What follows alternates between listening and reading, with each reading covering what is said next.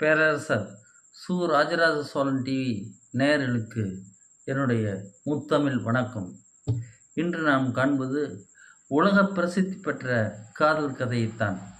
பல அழைப்புகள் எனக்கு வந்தது. ஐயா, பிருத்திவிராஜ் சம்யுத்தை காதலை பற்றி கொஞ்சம் சொல்லிவிட்டு பின் ராஜராஜ சோழனுடைய காதலை பற்றியும் நீங்கள் சொல்லுங்கள் என்று கேட்டுக்கொண்டார்கள். அதற்கிணங்கவே இந்த பிருத்திவிராஜ், ஜெயசித்திரன், சம்யுத்தை, முகமது கோரி வில்லன் இவர்களை பற்றித்தான். கிபி 1192 டெல்லி ஆண்ட பிருத்திவிராஜ் கண்ணோசி நாட்டை ஆண்ட ஜெயச்சந்திரன். இந்த ஜெயச்சந்திரனுக்கு ஒரு மகள் உண்டு. அவள் பெயர் சுங்கமுத்தை என்றும் சொல்வார்கள். அதே மாதிரி அவன் திறம்பட ஆட்சி செய்து வந்தான். அங்கே கண்ணோசி நாட்டை தாக்க மங்கோலியர்கள், துருக்கியர்கள், ஈரானியர்கள், ஆப்கானிஸ்தானர்கள் படையெடுத்து வந்த வண்ணம் உள்ளனர். இவர்கள் படையெடுத்து வரும்போதெல்லாம் இந்த அருகாமையில் உள்ள டெல்லி ஆண்ட ஜெயச்சந்திரன் அரசரும் இந்த கண்ணோசி நாட்டை ஆண்ட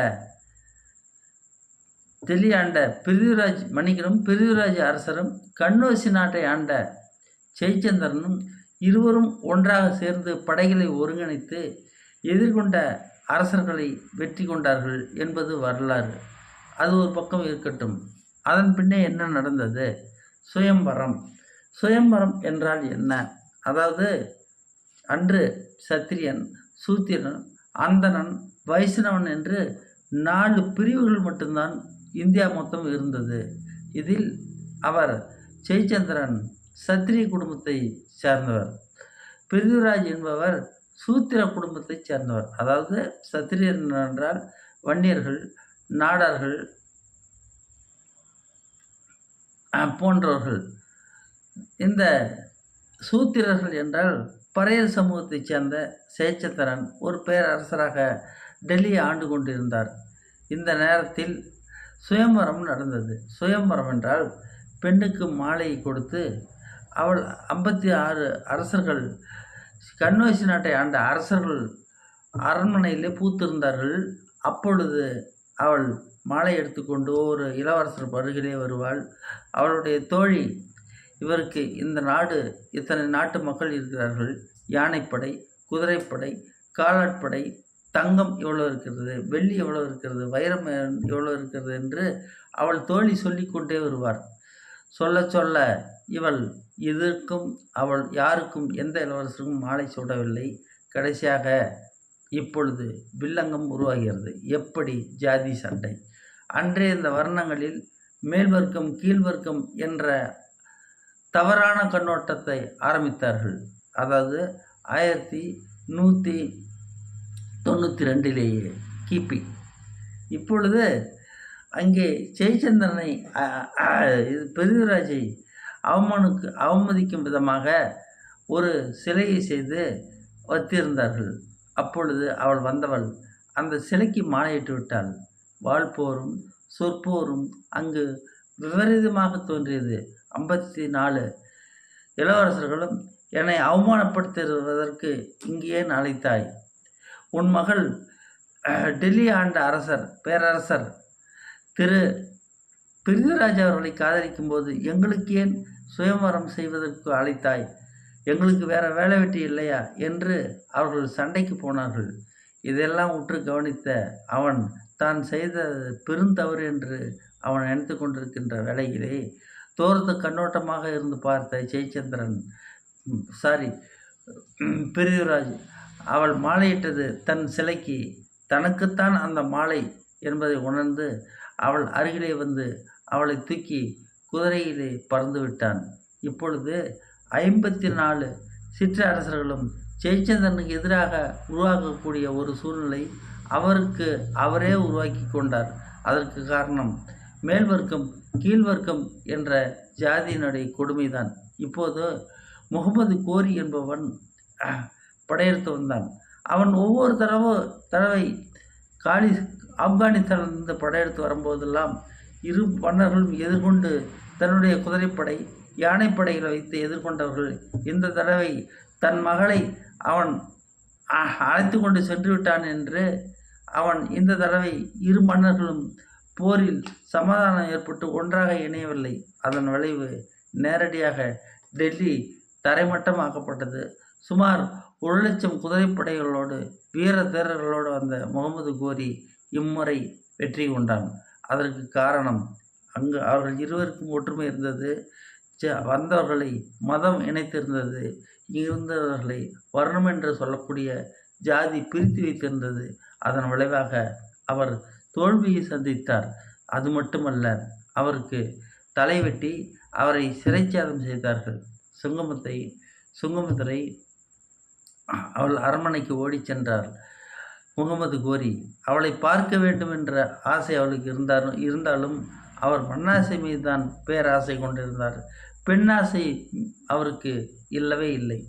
அவள் ஓடிச் சென்று அவளும் அவளுடைய அரண்மனை தோழிகளும் ஒரு சந்தனக்கட்டைகளை அடுக்கி அதன் மேலே நெய்யை ஊற்றி ஜுவாலைகளை தீப்பந்தம் எரிகின்ற மாதிரி செய்து அதில் அவளும் அவளுடைய தோழிகளும் எரிந்து நாசமாகி விட்டார்கள். அதன் பின் அவள் முகத்தை கூட முகமது கோரி பார்க்க முடியாத ஒரு சூழ்நிலை ஏற்பட்டுவிட்டது. அக்காலத்தில் எல்லாம் பெண்கள் தங்களுடைய கணவனை தவிர இனி யாரும் தன் உடம்பை பார்த்து விடக்கூடாது, முகத்தையே பார்த்து விடக்கூடாது என்று நினைத்து தன் உடம்பையே தீக்கரை ஆக்கி கொள்ளக்கூடிய காலகட்டம் அது. பத்மினி அது கூட அப்படித்தான் நடந்தது. இங்கே ராணி மங்கம்மா கூட தமிழகத்தில் அப்படித்தான் நடந்திருக்கிறது. வரலாறு நமக்கு போதிக்கிறது. அன்பர்களே, தோழர்களே, தோழிகளே, ஒன்று மட்டும் நான் தாழ்மையோடு சொல்கிறேன். எப்பொழுதெல்லாம் முகமது கோரி படையெடுத்து வரும்போது கண்ணோசி நாட்டு மன்னரும் டெல்லி ஆண்ட பிருத்திவிராஜும் ஒன்றாக சேர்ந்து அந்த படைகளை எதிர்கொண்டார்கள், வெற்றி அடைஞ்சார்கள். இப்பொழுது கேவலம் ஒரு பெண்ணுக்காகவும் ஜாதியினுடைய வர்ணத்தால் ஏற்பட்ட மேல் ஜாதி கீழ் ஜாதி வர்ண காரணத்தால் இந்த தடவை அவர்கள் இருவரும் ஒன்று சேர்க்கவில்லை. அதன் விளைவாக டெல்லி முகமது கோரி வசம் அடைந்தது. அவர் பிருத்திவிராஜ் மிக பிரம்மாண்டமான ஒரு தோல்வியை சந்தித்தார். அதன் விளைவு இங்கே முஸ்லிம் என்ற ஒரு மதம் உண்டாயிற்று. முஸ்லிம் என்ற மதம் பிறப்பதற்கு வழிகோரியது இந்த ஜாதிகள்தான். இந்த மதம் இந்தியாவில் நிலைப்பதற்கு, மதங்கள் உருவாவதற்கு காரணமாக இருந்தது இந்த ஜாதிகள் தான். அன்பர்களே, தோழர்களே, தோழிகளே, தாழ்மையோடு நான் உங்களுக்கு ஒன்று சொல்கிறேன். ஜாதிகளை வைத்து கொள்ளுங்கள், ஆனால் அது வெறித்தனம் இருக்கக்கூடாது. அது நெறித்தனமாக இருக்கட்டும். எந்த ஜாதியாக இருந்தாலும் அல்லது தாழ்த்தப்பட்ட ஜாதியாக மக்களால் பிரகடனப்படுத்தப்பட்டாலும் அவர்கள் அவருக்கு கீழே உள்ள ஜாதியை தயவுசெய்து இழிவாக நினைக்காதீர்கள். உங்களுக்கு மேலே உள்ளவர்களை நீங்கள் கொண்டாடாதீர்கள். எப்பொழுதும் நீங்களாகவே இருக்க கற்றுக்கொள்ளுங்கள். இதற்கு இந்திய நாடு சட்டம். ஆனால் அம்பேத்கர் எழுதிய அந்த ஜாதியினுடைய சட்டமும் இன்றளவும் மேல்வர்க்கம் கீழ்வர்க்கம் என்று இருப்பதற்கு மூல காரணமாக அது அமைந்துவிட்டது. அவருடைய ஜாதியான அந்த பறையர், சக்கிலி, இன்னும் பரவண்ணான், பறைத்தோட்டி என்று சொல்லக்கூடிய அந்த இழிஜாதி மனுநீதி பிரகாரம் இழிஜாதியாக நினைக்கக்கூடியவர்களுக்கு அவர் 18% சட்டம் எழுதும்போதே அந்த ஜாதிக்காரர்களெல்லாம் 18% தனி இட ஒதுக்கீடு வேண்டும் என்று எழுதியது தவறாக போய்விட்டது. அது இன்றளவும் அப்படியே சுதந்திர இந்தியாவில் நிலை பெற்று விட்டது. அரசியல்வாதிகளின் சூழ்ச்சி. மக்களும் இதை கொண்டாடி கொண்டு தான் இருக்கிறார்கள். ஏன், கல்லூரியில் முடிந்து கல்லூரியில் படிக்கும் சிறுவன் கூட பள்ளியில் படிக்கும் சிறுவன் கூட தன்னுடைய கயிற்றில் தன்னுடைய ஜாதியினுடைய அடையாளத்தை அவன் சுமந்து கொண்டு வருகிறான். இது வேதனையான ஒரு விஷயம். சரி, முகமது கோரி இவன் மனைவி தீக்கரையை ஆக்கினால் பிருத்திவிராஜ் அவனை கொலை செய்து விட்டோம். இவனுடைய மாமனாரும் என்னதான் இருந்தாலும் இந்த மாமனாருக்கு மருமகன் ஒட்டி சண்டைக்கு வருவார்கள். இப்பொழுது பிரிந்திருக்கிறார்கள். ஆகவே இந்த தடவை இந்த துரோகியும் முடித்து விட வேண்டும் என்று அவன் கண்ணோசி நாட்டு மன்னனான ஜெயச்சந்திரனுடைய தலையை வெட்டி சீவினான். இதிலிருந்து ஒன்று மட்டும் புரிகிறது: உண்டுபட்டால் ஒன்று வாழ்வு, இல்லையில் நாம் அனைவருக்கும் தாழ்வு. நன்றி, வணக்கம். ஜாதிகளை மறந்து மனித நேயத்தை வாழ வைத்து தமிழை வாழ வைப்போம். தமிழர்களாக ஒரு கட்டுக்கோப்பாக வாழ்வோம். நன்றி, நன்றி, வணக்கம்.